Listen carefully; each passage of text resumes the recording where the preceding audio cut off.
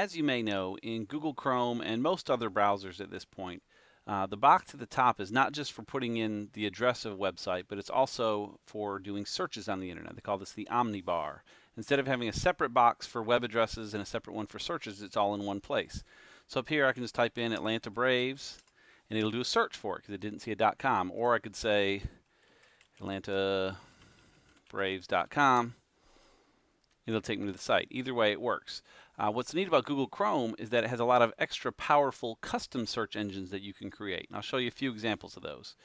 So if I want to search the Green Melon site, the easiest way to do that, or any site really, is to do site : the name of the site, or the URL of the site, greenmelonmedia.com, and then whatever phrase you want to search. So I'll search for SEO. And that'll search our site for SEO and spit out the results. You can still get the ads at the top, but it's a quick way to search a site. Now that didn't take too long, but I set up a custom search where I can just type in GM and put a space, and now it's automatically going to search the Green Melon site. So now I can do SEO. So now just typing 6 characters, GM space SEO, I can search that site. It's beautiful. Here's how that works. In Google Chrome, you can just right click in the address bar and go to Edit Search Engines. You can set up search engines for anything you want. And our blog post related to this details some of the code you need to put in for those. But really it's pretty straightforward. With any of these, like the Green Melon one for example, if we edit this one, you'll see I call it Green Melon, I give it the shortcut of GM, so that's all I need to type in, and then you have to give it this long bit of code that basically lands on the search results page with whatever you put in at the end. This %s takes whatever search term you put after it and plugs it in there to the address. So most sites, when you do a search, the resulting URL at the top includes your search query in it. So if you can just tweak that and put it in here, you can make some super short, super handy searches.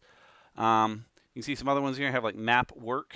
So what that does, if I go up here and say map work, it's going to search Google Maps and draw a map from our work address, the address of our studio, to whatever I type in next. So if I type in Miami, poof, I get a search result as it loads Google Maps here from our studio to Miami. So quickly I can get a map to see how far away things are. I have one set up for my house as well. You can set up different things there. I have Twitter, Whois records. DNS is kind of nice. It's nice to be able to look up DNS records quickly. You can say DNS, greenmelonmedia.com. This is all public on any site. And so I can see where the MX records are pointing to Google and all that kind of stuff there, just with a couple keystrokes. It's very handy.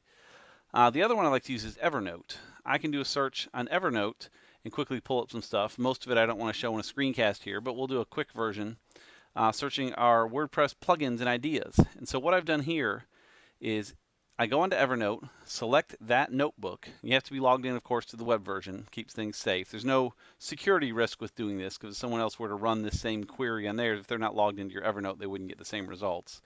But I pull up that notebook that I want to search, and I'll do a test search, and an easy way to do it is just do test in all caps. That way you'll see it in the URL.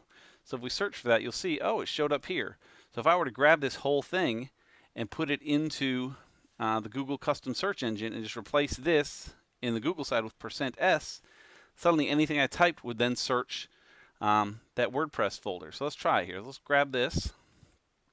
We'll go into our search engines and add a new one called ENWP, Evernote WordPress. So here we'll go Evernote WordPress, just for some of my shortcuts. ENWP. We'll paste in that long address again that has the %s in there. So we'll save that, and we're done.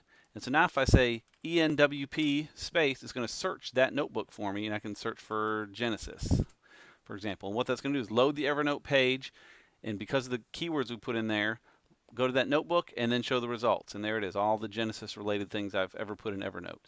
Now Evernote we love because the desktop client is super fast at searching, faster than this, but still, if I'm just sitting in a browser and I need to look something up real quick, bam, just a couple keystrokes to do it. So I hope that helps. Again, back in the blog post, you'll find lots of code snippets to help you add your own, and certainly leave a comment in there to let us know if you have any other neat ones that you've tried out.